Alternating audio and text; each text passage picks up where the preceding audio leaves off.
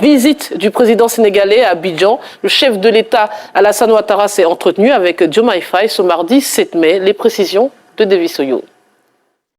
Le nouveau président sénégalais en visite d'amitié le 7 mai dernier à son homologue ivoirien. La visite de Diomaye Faye s'inscrit dans le cadre de sa tournée ouest-africaine depuis son élection. Le président Alassane Ouattara a saisi l'occasion pour réitérer ses chaleureuses félicitations au numéro 1 sénégalais pour son élection à la tête du Sénégal.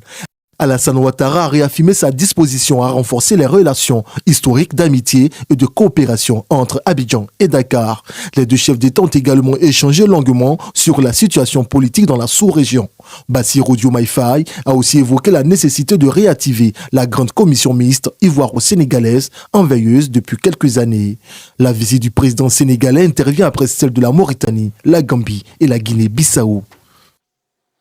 Cette visite du président sénégalais Bassirou Diomaye Faye à son homologue ivoirien vous a-t-elle surpris, Franck-Etienne?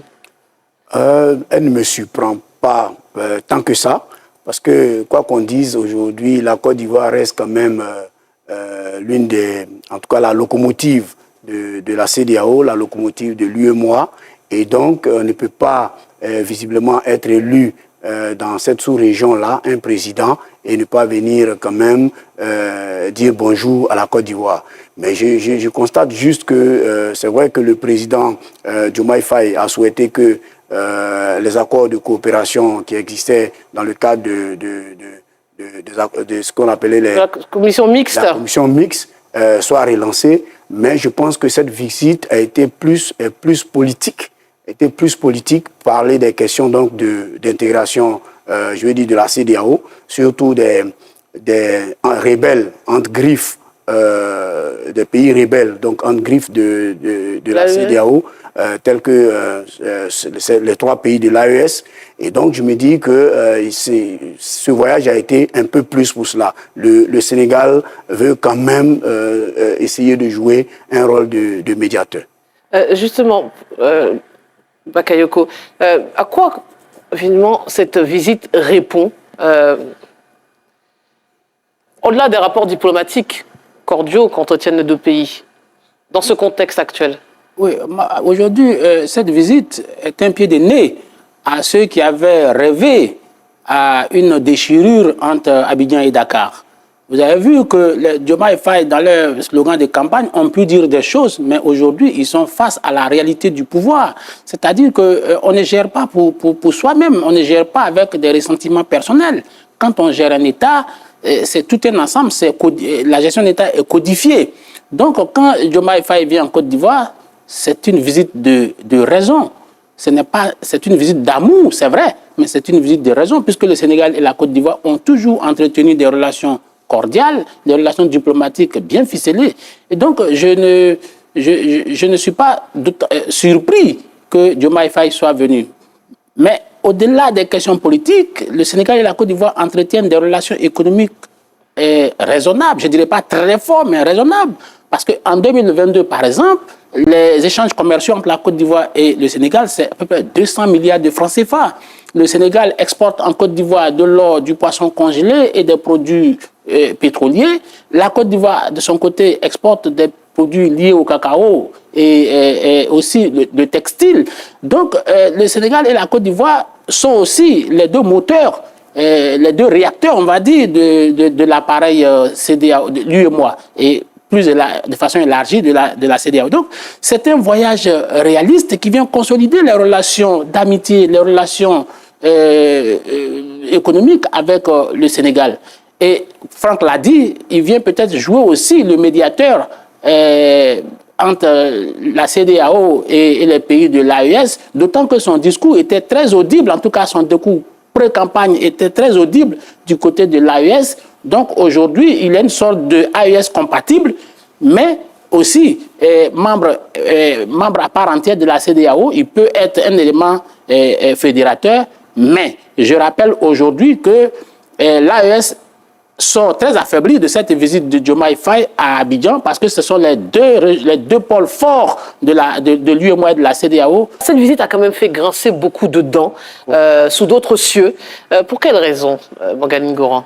Parce qu'aujourd'hui, la compréhension que je dirais l'opinion africaine a du panafricanisme, c'est une idéologie de la soustraction, une idéologie de la rupture, une idéologie de la division. Et je pense que aujourd'hui, ce que le président du Sénégal vient de démontrer, c'est qu'il porte, lui, une idéologie, une compréhension du panafricanisme qui est d'abord et avant tout une doctrine de l'addition et du rassemblement. Et quand on parle de panafricanisme, ce n'est pas en se séparant de ceux qui ne pensent pas comme nous qu'on construit donc cette Afrique qu'on souhaite unir.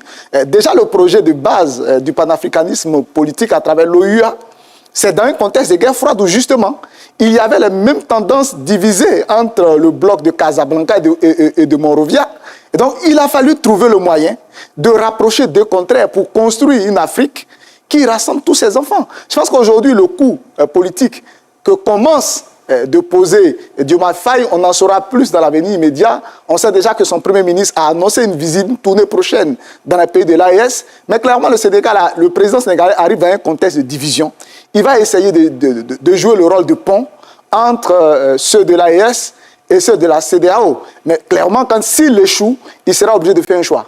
Mais pour le moment, il peut toujours essayer de construire donc le pont. Mais justement, est-ce qu'il va jouer le pont ou est-ce qu'il va, dans ce rapport de force entre ces deux visions, vous qualifiez à la fois des souverainistes et de la rupture, et ceux qu'on considère un peu plus conservateurs, est-ce qu'il va peser dans la balance selon le pays vers lequel il se tourne?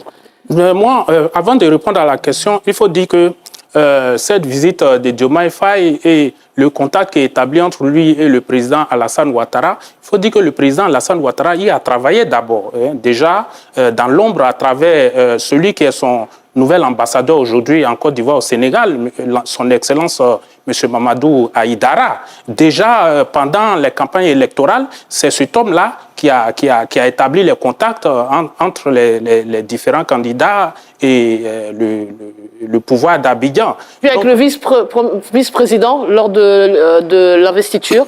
Non, pas. Je dis déjà pendant les campagnes électorales, le président Alassane Ouattara a travaillé déjà dans l'ombre à travers les contacts qu'il a noués avec Diomaye Faye via celui qui est son ambassadeur, son nouvel ambassadeur aujourd'hui, son Excellence M. Mamadou Aïdara au Sénégal. Donc, il y a travaillé déjà parce que la Côte d'Ivoire a intérêt à garder le contact avec le Sénégal et avec ses dirigeants qui ont prôné un discours de rupture, c'est-à-dire rupture vis-à-vis des pratiques ancestrales de la CEDEAO et qui se positionnaient à équidistance avec les pays de l'AES et avec le syndicat en griffe de ces présidents-là au niveau de la CEDEAO. Donc, il a déjà établi ce contact et comme ils l'ont dit tout à l'heure, il y a un poids économique qu'il y a entre le Sénégal et la Côte d'Ivoire qu'il faut garder en vue et continuer à développer les relations qui existent. Mais déjà, je pense que je souscris entièrement dans ce qu'ils ont dit. C'est dans l'intérêt, quelle que soit l'idéologie de chacun des deux présidents, c'est dans l'intérêt des deux pays de travailler à développer davantage leur économie. Et je pense que, comme ils l'ont dit tout à l'heure aussi, sur le plan diplomatique et sur le plan politique, tout n'est pas question de prôner le conflit comme la dynamique dans laquelle s'inscrivent aujourd'hui les pays de l'AES vis-à-vis des pays qui sont encore au sein de la CEDEAO. Ça peut se faire dans la discussion, dans le dialogue, parce que au moment où les pays européens sont en train de s'unir, au moment où on parle de BRICS aujourd'hui, quelle est la position des pays africains? C'est dans l'union qu'il faut se développer, c'est dans l'union qu'il faut relever les défis. Et je pense que le pays qui se positionne aujourd'hui pour tenter de régler tous ces problèmes-là qui existent, c'est Diomaye Faye et son Premier ministre Ousmane Sonko. Donc je pense que c'est sur cela que les autres peuvent se reposer pour renouer le contact entre les différents pays qui sont dos à dos. Un petit rectificatif tout de même. Il ne faut pas donner l'impression ici que c'est le président Alassane Ouattara qui a commandé Non, je n'ai pas parlé de commander. Je n'ai pas parlé de commander. Non, je suis en train de caricaturer. Vous avez dit que c'est lui qui a C'est une diplomatie. Je dis c'est une diplomatie qu'il a menée parce que moi j'ai échangé longuement avec des confrères sénégalais qui sont sur place là-bas et à travers les révélations et les analyses qui m'ont convaincu sur le fait que le nouvel ambassadeur qui a été nommé là-bas était un point focal. Voilà, le point focal. Je comprends la subtilité de votre discours. Vous voulez dire que Diomaye Faye n'était pas demandeur de cette visite à Alassane Ouattara et que c'est Alassane Ouattara qui a tout fait pour pouvoir... Non, oui, ça c'est votre interprétation, mais je pense qu'il faut aller revisiter, la... Ton analyse ne doit pas nous paralyser, c'est de ça que je parle. Non, mais... Ça dit que... Non, écoutez, tu fais une analyse, tu ne nous paralyses pas. Est-ce que tu as suivi, la présentation des lettres de créance? Ce n'est pas Alassane Ouattara qui a tout fait pour rencontrer Diomaye Faye. C'est dans le rapport ordinaire entre les États que les États ont vu la... Mais ce rapport-là part d'où? Non, il ne faut pas... Ce rapport part d'où? Ça part de envie de rencontrer Alassane Ouattara. Non, je ne l'ai pas dit. Je ne l'ai pas dit. Je ne l'ai pas dit. Je ne l'ai pas dit ainsi. Non, ça, il faut... Je ne l'ai pas dit ainsi. Je pense que... Messieurs, on a compris, excusez, on a compris, vous nous dites que finalement, dans l'ombre, en amont, des relations ont débuté. C'est comme ça se passe. C'est pour ça que je disais tout à l'heure, Fatalité Matin nous révélait que lors de l'investiture, le vice-président de la République ivoirienne avait pris acte de la visite du président Diomaye Faye ici à Abidjan. Absolument. Donc, ce sont des relations... Et en tant que journaliste, nous avons aussi nos oreilles en coin, nos sources, nos contacts. Merci des précisions. Messieurs, un dernier mot avant qu'on passe au Je voulais qu'on rebondisse aussi sur la symbolique quand même de cette visite entre deux hommes que plus de 30 années quand même séparent au niveau de l'âge. Et la démarche de Diomaye Faye consiste peut-être à envoyer un message donc, aux autres, à toute cette jeunesse qui aujourd'hui est souvent dans un discours de rupture brusque, rupture brutale. Dégagisme même. Voilà, dégagisme. Voilà. Et donc, Diomaye Faye qui a à peine qui a 44 ans, vient voir son aîné de plus de 30 ans et il parle du monde. En fait, il se présente comme, je veux dire, cette nouvelle mentalité africaine qui veut qu'on parle de souveraineté, mais qu'on ne parle pas de souveraineté de façon belliqueuse et qu'on peut bien discuter avec les anciens et trouver le juste milieu. Allez, ça sera le mot de la fin, messieurs. Vous êtes sur Afrique Diverse TV et vous avez raison.